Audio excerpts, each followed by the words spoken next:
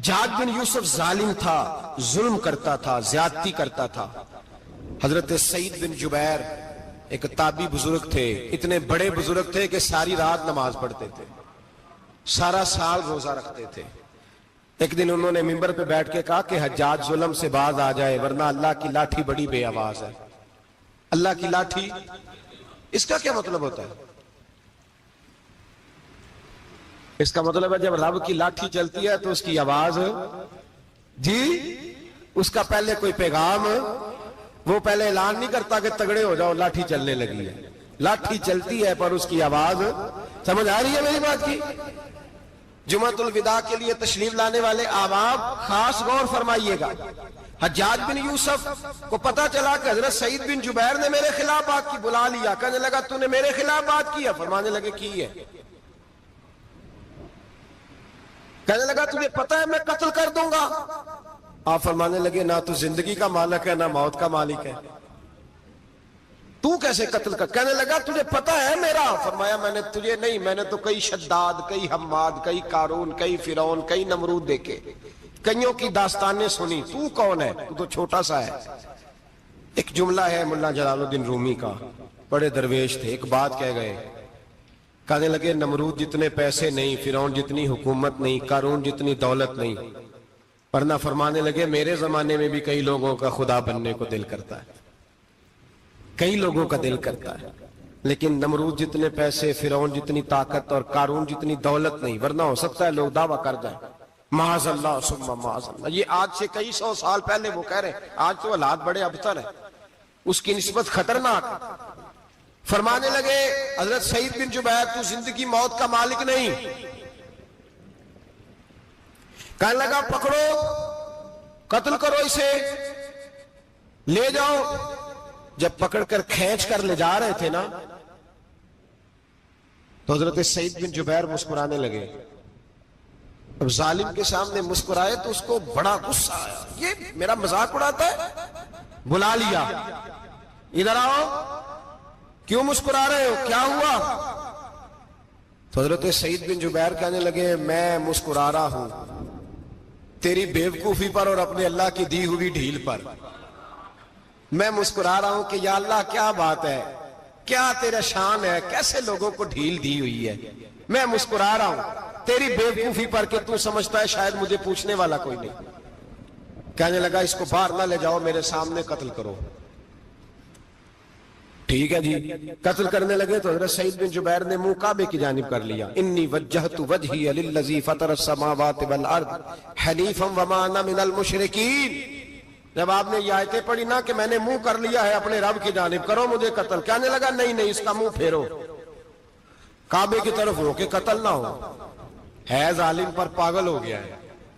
حضرت سعید بن جبیر کے حوصلے نے شکست دے دی، ناکام ہو گیا، مخبوط الحواس ہو، کہنے لگا اس کا منہ پھیر دو۔ جب کعبے سے پھیرا تو آپ فرمانے لگے للہ المشرق والمغرب فإنما تولى فثم وجه اللہ۔ اللہ فرماتا ہے تو مشرق اور مغرب سارا ہی اللہ کا ہے، جدھر بھی منہ کرو گے ادھر اللہ ہی اللہ ہے، جدھر بھی منہ کرو گے ادھر اللہ ہی اللہ ہے، چاروں جانب۔ پھیر دے جدھر منہ پھیرنا ہے، تو نے پھیر دیا منہ۔ حضرت سعید بن جبیر کے گلے پہ خنجر رکھا تو آپ نے ہاتھ اٹھائے، کہنے لگے اے اللہ میرے بعد اسے کسی اور پر مسلط نہ کرنا،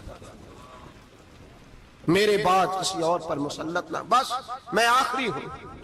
جب آپ ذبح ہوئے تو اتنا خون نکلا، اتنا خون نکلا کہ لوگ کہتے ہیں جتنا اونٹ کے وجود سے نکلتا ہے، تر ہو گیا سارا اس کا دربار۔ ایک سمجھدار آدمی کو بلا کے کہنے لگا اتنا خون میں نے پہلے کبھی، میں نے بڑے بندے قتل کرائے ہیں پر اتنا خون نہیں نکلا۔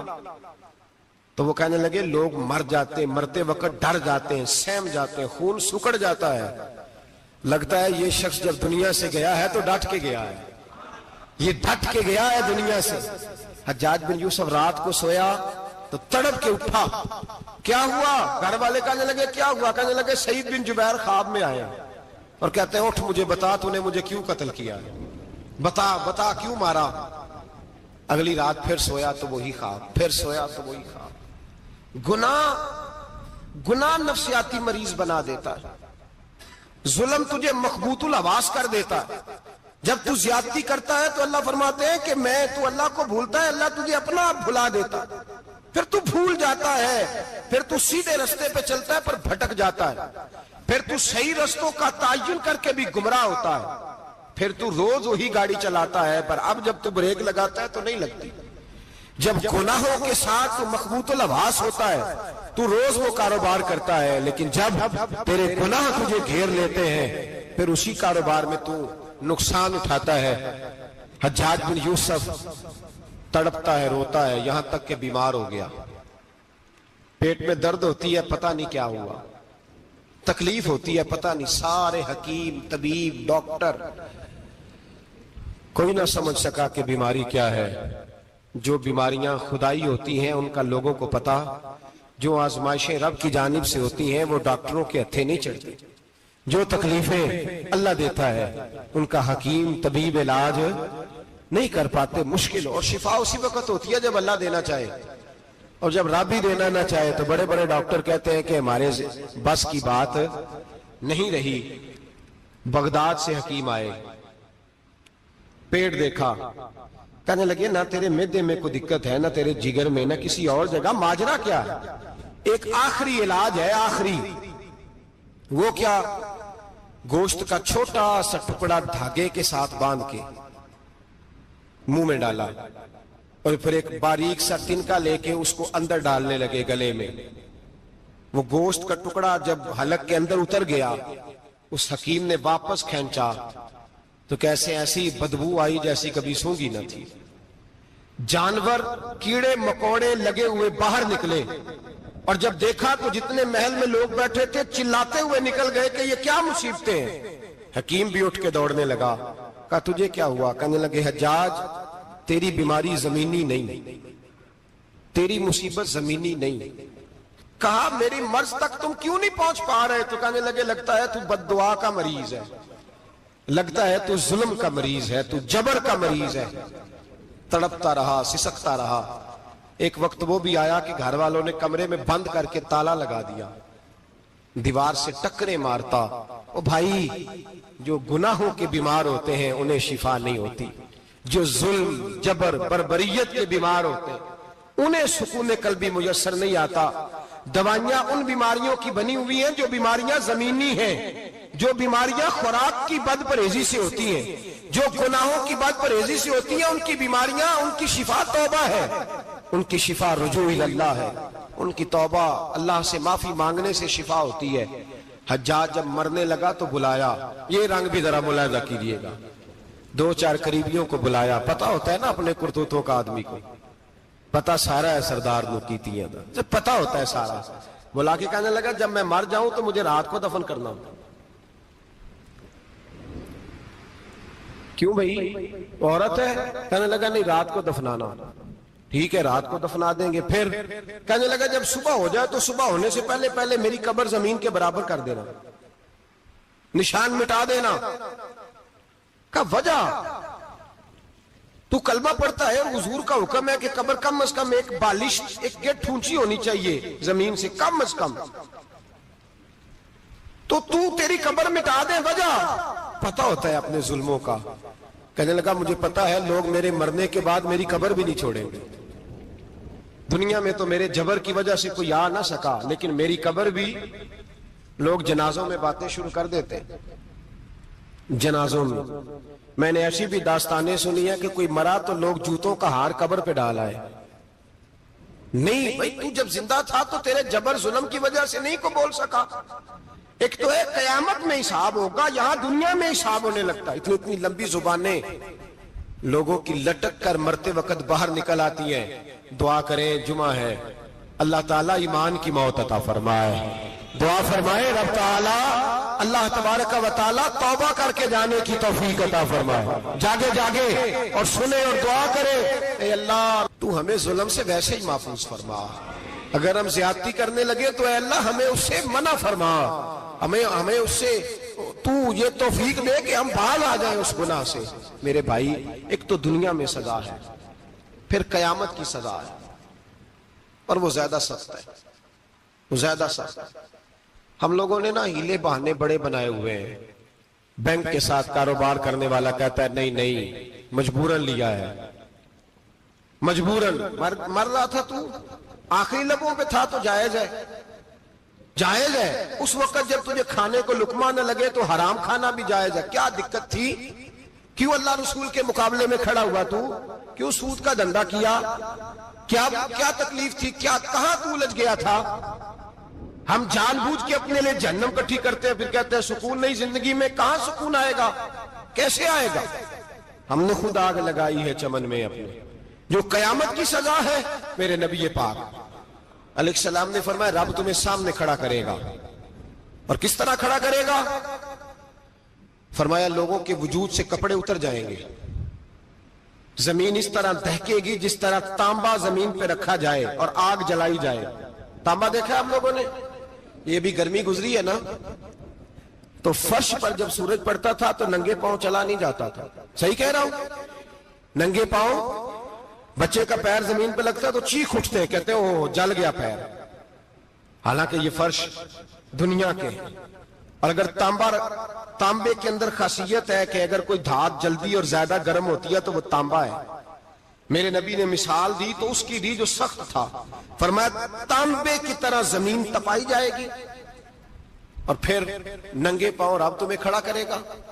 آج سورج کی پشت تمہاری جانب ہے، قیامت میں منہ تمہاری جانب ہوگا۔ نیزہ آپ نے دیکھا ہوگا، نیزہ ہوتا تھا، فرمایا یہ جو تم نیزے دیکھتے ہو صرف 1.25 نیزے کے برابر سورج قریب آ جائے گا، اور پھر اللہ تمہیں سامنے کھڑا کر کے تم سے سوال جواب کرے گا۔ اور حضور نے کہہ دیا ہے تو اب کسی نعت خواں کے کہنے سے بات بدل سکتی، کسی پیر کے کہنے سے جملہ بدل سکتا، کسی خطیب کے کہنے سے فکر نہ کرنا وہ سامنے جنت پڑی ہے، اب بات بدل سکتی؟ خدا کی رحمت پر بھروسہ رکھنا ضروری ہے، نبی پاک کی شفاعت کی امید رکھنا، بولیے، لیکن جو حضور نے بیان کیا ہے اس کو ماننا بھی یہ بھی ضروری ہے۔ میرے نبی پاک نے فرمایا اللہ تم سے حساب لے گا اور اللہ پوچھے گا، تم نے جواب دینا ہے۔ حضور کس کس شے کا؟ فرمایا جو پہنتے ہو اس کا جواب نہیں دینا، جو کھاتے ہو اس کا جواب نہیں دینا، جو اللہ کے رستے میں دیتے ہو اس کا جواب، باقی ہر شے کا جواب دینا ہے۔ ادھر جو پلاٹ ہے اس کا بھی جواب دینا ہے، اور وہ جو بچوں کو پیسے بتائے ان کا بھی جواب دینا ہے، جو چھپائے ہیں ان کا بھی۔ ثم لتسألن یومئذ عن النعیم، جو کمیٹی اپنے محلے میں ڈالی ہے اس کا بھی جواب دینا ہے، جو سسرال کے علاقے میں ابا جی سے چوری ڈالی ہوئی ہے اس کا جواب بھی، سب کا جواب دینا ہے، تمام حساب کتاب۔ اور اللہ فرماتے ہیں میں سامنے کھڑا کر کے ہر سوال کا تجھے ہر سوال کا جواب صاحب۔ اچھا یہ جو بڑے لوگ تھے وہ حساب سے ڈرتے تھے، ہم چھوٹے لوگ ہیں ہم حساب سے ہم نہیں ڈرتے، ہم کہتے ہیں دیکھی جائے گی۔ بڑے لوگ جو تھے وہ حساب سے، حضرت ابوبکر صدیق دعا کرایا کرتے تھے، دعا کرو اللہ مجھ سے حساب نہ پوچھے۔ حضرت عمر فاروق رضی اللہ تعالیٰ عنہ اپنے بیٹے سے کہتے تھے بیٹا اپنے باپ کے لیے رحمت کی دعا کرنا، میں درگزر والا ہوں، میں حساب والا کوئی نہیں۔ بڑے لوگ ڈرتے تھے، بڑے لوگ۔ حضرت عثمان غنی قبر پہ کھڑے ہوتے تھے تو داڑھی آنسوؤں سے بھیگ جاتی، غلام کہتے ہیں حضور 3 دفعہ نبی پاک نے آپ کو جنت کی بشارت دی ہے، 3 دفعہ بشارت دی ہے، تو آپ کیوں اتنا روتے ہیں؟ عثمان غنی فرماتے جس رسول نے مجھے جنتی کہا ہے اسی محبوب نے مجھے فرمایا تھا عثمان قبر آخرت کی منزلوں میں سے پہلی منزل ہے۔ اور آپ فرماتے میرے تو کمرے میں دیا گل ہو جائے تو مجھے ڈر لگتا ہے، اس میں تو مکمل اندھیرا ہے۔ آپ فرماتے کھڑکیاں بند ہو تو دم گھٹنے لگتا ہے، اس کو تو دروازہ ہی کوئی نہیں، روشن دان تک نہیں۔ بھائی جو بڑے تھے وہ ڈر رہے تھے۔ مولا علی شیر خدا نماز کا وضو کر کے کانپتے تھے، کانپتے۔ علی آپ مرحب کے سامنے نہیں کانپے، خیبر کا دروازہ اکھاڑتے نہیں کانپے، بدر، احد، خندق، حنین اور خیبر میں نہیں کانپے، تو یہاں آپ فرمانے لگے مالک کے سامنے جاتے ہوئے ڈر آتا ہے۔ بڑے لوگ کانپتے تھے، بڑے لوگ۔ آج کون سا جمعہ ہے؟ سارے بولیے۔ حالانکہ یہ اگلے سال دوبارہ آئے گا، ہمارا نہیں پتا کہ ہم ودا ہو جائیں کہ کیا بنے۔ یہ کون سا جمعہ ہے؟ آیا جمعۃ الوداع، آئے ہم پڑھیں۔ آج ایک فکر لے کر کے جانا، ایک سوچ جہاں روز رات کو بیٹے کی ٹینشن، بیٹی کی ٹینشن، بھائی کی ٹینشن، پوتے کی ٹینشن ہوتی ہے نا، ایک ٹینشن اور اپنے آج ایک ٹینشن بڑھا لو، قبر کی ٹینشن پیدا کر لو، قیامت کی تھوڑی سی فکر کر لو، تھوڑی سی ایک لمحے کے لیے صحیح تھوڑا خیال پیدا کرے۔ حضرت حسن بصری نام سنا ہوا ہے نا، یہ حضرت علی کے شاگرد ہیں، نبی پاک کے گھر میں آ جاتے تھے کئی دفعہ، بچے تھے جب۔ حضرت حسن بصری تابعی ہیں، فرماتے ہیں خانہ کعبہ میں عمرہ کرنے گیا، طواف کعبہ کر رہا تھا تو بڑا عجیب منظر ہوا، رات کی تنہائی ہوئی۔ اس وقت کئی دفعہ طواف بند بھی ہوتا تھا، اس لیے کہ رش کم ہوتا تھا تو رات کو سب سو جاتے۔ کہتے رات ذرا گہری ہوئی تو لوگ اپنا اپنا خیمہ لے کے جاتے تھے، اب تو ہوٹل ہے نا تو خیمے لگتے تھے، لوگ خیمہ لے کے جاتے تھے، جہاں جگہ ملتی تھی خیمہ لگا کے رہتے تھے۔ فرماتے میں رات کو سویا خیمے میں، ایک دردناک آواز آئی، میٹھی ہے دھیمی ہے پر درد بڑا ہے۔ کوئی رونے والا رو کے کہتا ہے اللہ حساب قیامت میں مجھ سے نہ لینا، اے اللہ تنہائی میں جتنا مرضی حساب لینا پر لوگوں کے سامنے نہ لینا۔ اور پھر کہتا ہے اللہ فضل تو تب کرے جب تو میرا حساب پوچھے ہی نہ۔ پھر چند منٹ گزرے تو پھر وہ رونے لگا، میرے کانوں میں آواز آئی، کہنے لگا اے اللہ حساب تو ان کا لیا جاتا ہے جو حساب کے قابل ہوتے ہیں۔ اعلیٰ حضرت کہتے ہیں نا رضا سے تو کیا حساب لے گا، رضا بھی کسی حساب میں ہے۔ اے اللہ میں قابل نہیں، مجھ سے حساب نہ لینا۔ کہتے تھوڑی دیر گزری تو پھر وہ رونے لگا، پھر ذرا سانس سنبھلے تو پھر کہنے لگا اے اللہ میں تو لوگوں کو کوئی بندہ حساب پوچھ لے تو نہیں دے سکتا، میں تجھے کیسے حساب دوں گا۔ پھر تڑپنے لگا۔ کہتے تھوڑی دیر گزری تو پھر ایک لفظ انہوں نے کہے رونے والے نے، کہنے لگے اللہ دیکھ تیرے محبوب کا فرمان ہے جو معافی مانگے تو اسے معاف کر دیا کرتا ہے۔ اے اللہ میں معافی مانگنے آیا ہوں اور مسجد نہیں آیا، میں کعبۃ اللہ ہی آ گیا ہوں۔ کہتے ہیں وہ اتنا روئے کہ چیخ آئی ان کی، اور جب دھڑام سے کوئی زمین پہ گرا تو میں پریشان ہوا کہ اب تو بے ہوش ہو گیا۔ فرماتے ہیں میں زور سے اٹھا فٹافٹ اور اس شخص کی طرف بڑھا، میرے دل میں خیال ہے کوئی گناہگار ہے بیچارہ، تو چلو میں بھی دعا کرتا ہوں، اس کو کہتا ہوں بیٹے فکر نہ کر اللہ تیری مدد کرے گا۔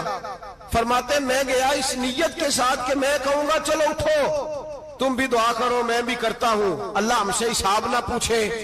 کہتے میں گیا تو وہ شخصیت بے ہوش پڑی تھی، کالے سیاہ بال ان کے چہرے پہ بکھرے ہوئے تھے۔ کہتے ہیں لوگوں جب میں نے زلفیں ہٹائیں چہرے سے تو میرا وجود کانپنے لگا آسمان ٹوٹ پڑے گا، زمین پھٹ جائے گی، ستارے بکھر جائیں گے، آج بہہ جائیں گے سمندر۔ فرماتے ہیں میری چیخیں نکل گئی، یہ کوئی گناہگار تو نہیں، یہ تو حضرت فاطمہ کے پوتے امام زین العابدین ہے، یہ تو امام حسین کا وہ بیٹا ہے جو کربلا میں تنہا بچے تھے۔ فرماتے ہیں میں امام کا چہرہ دیکھا تو بھاگ کے آیا اور میں نے اپنی داڑھی ان کے پیروں کے ساتھ مس کی اور میں نے کہا حضور اٹھئے۔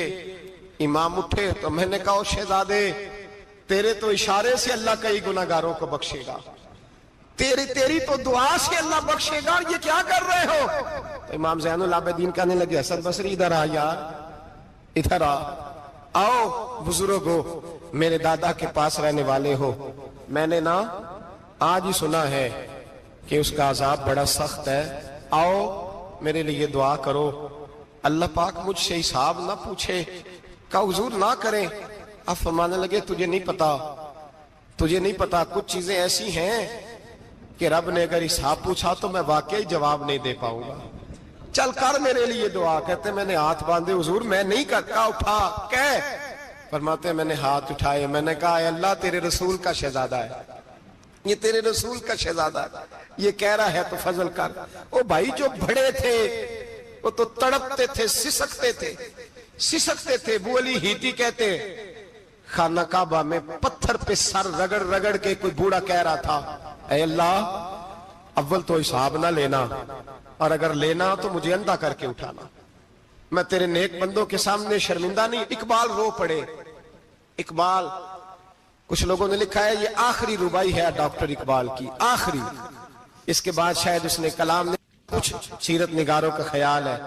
اقبال مدینے کی طرف منہ کر کے کہنے لگے تو غنی از ہر دو عالم من فقیر، اللہ تو غنی ہے میں تو فقیر ہوں، روز محشر عذر ہائے من پذیر، اے اللہ اول تو میرا کوئی عذر قبول کر لینا محشر کے دن، اور اگر نہ کرنا ہوا، اگر تمہیں بینم حسابم نہ گزیر، اگر ضرور ہی میرا حساب لینا ہے، اے اللہ اگر تو نے ضرور لینا ہے، اے اللہ اگر ضرور ہی لینا حساب، اول تو میرا عذر مان لینا، میری کمزوری پہ رحم کرنا، اے اللہ میرے بڑھاپے پر میری کمزوری پر رحم کرنا، اگر ضرور حساب لینا ہے از نگاہ مصطفیٰ پنہا بغیر، تو اے اللہ ذرا حضور کی نگاہوں سے اوجھل کر کے لینا، اے اللہ مجھے شرم آئے گی، میرے مصطفیٰ کریم فرمائیں گے میں تو تجھے ہر بات سمجھا کے آیا، ایک جگہ تیری رہنمائی کر کے آیا، تو کیسے عمل ذرا اوجھل کر کے از نگاہ مصطفیٰ پنہا بغیر، ذرا حضور کی آنکھوں سے اوجھل کر کے سائیڈ پہ کر کے لینا، میں برداشت نہیں کر پاؤں گا۔ حضرت ابو علی ایتی کہتے ہیں بابے نے سر رکھا ہوا ہے اور کہتے ہیں اللہ مجھے اندھا کر کے اٹھانا، فرماتے میں گیا، میں نے کہا چلو میں دعا کرتا ہوں جا کے، فرماتے جب میں نے جا کے بزرگوں کی کمر پہ ہاتھ رکھا، ان کا چہرہ دیکھا تو یہ کوئی گناہگار تو نہیں، یہ تو بغداد کے پیر عبد القادر جیلانی ہے، یہ تو محبوب سبحانی غوث سمدانی ہے، یہ تو وہ شخص ہے جو قدم لگائے تو اللہ ولایت عطا کرتا ہے۔ جو بڑے تھے وہ ڈر رہے تھے، معین الملت والدین، عطائے رسول، ہند الولی، غریب نواز حضرت خواجہ معین الدین اجمیری رحمت اللہ علیہ، خواجہ قطب الدین بختیار کاکی کو تنہائی میں بلا کے کہنے لگے معین الدین سید زادہ ہے، معین الدین حضور کے خاندان میں پیدا ہوا ہے، معین الدین سے اس کے پیر کو بڑی امیدیں تھیں، معین الدین کو رسول پاک نے ہندوستان بھیجا تھا، پر قطب الدین یار معین الدین تبلیغ کا حق نہیں ادا کر سکا۔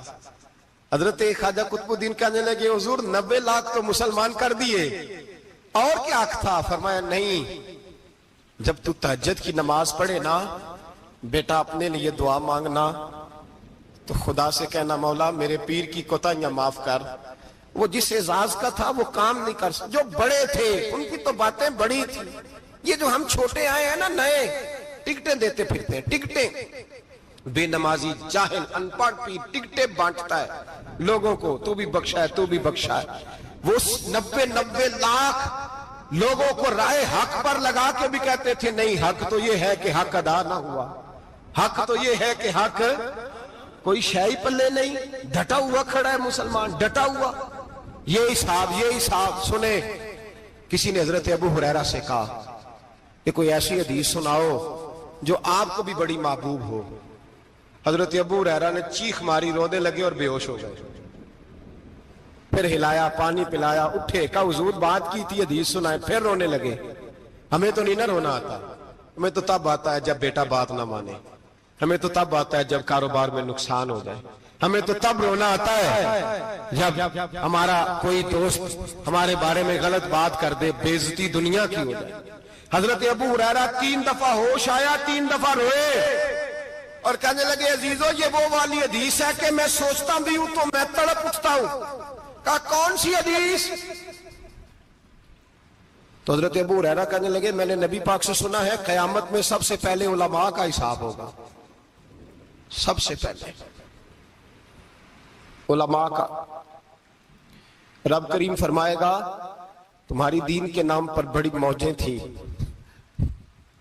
تمہارے بڑے پوسٹر چھپتے تھے، لائنیں بنا کے لوگ تمہارے ہاتھ چومتے تھے،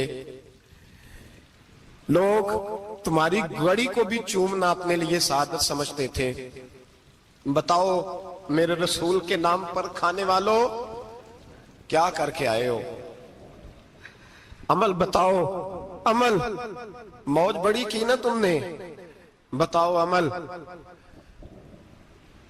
علماء عالم عرض کرے گا اے اللہ میں جگہ جگہ تیرے رسول کے دین کی بات کرتا تھا، میں قرآن کے درس دیتا تھا، میں راتیں بیدار رہ کے تیاریاں کرتا تھا، میں جو بن سکا کیا۔ رب فرمائے گا نہیں، تو نے تو اس لیے کیا تھا کہ لوگ تجھے پیر صاحب کہیں، مولانا صاحب کہیں، تیرے نعرے لگائیں، تو لگے نہیں پھر تیرے نعرے؟ پھر لوگوں نے لمبے لمبے القابات پکارے نہیں تیرے؟ حضور سید عالم علیہ السلام فرماتے ہیں پہلا حساب اس کا لے گا جو عالم کہلاتا تھا. رب پوچھے گا تجھے طاقت دی، ہمت دی، بولنے کی صلاحیت دی، اپنے فضل سے دی، بتا کیا کما کے آیا ہے.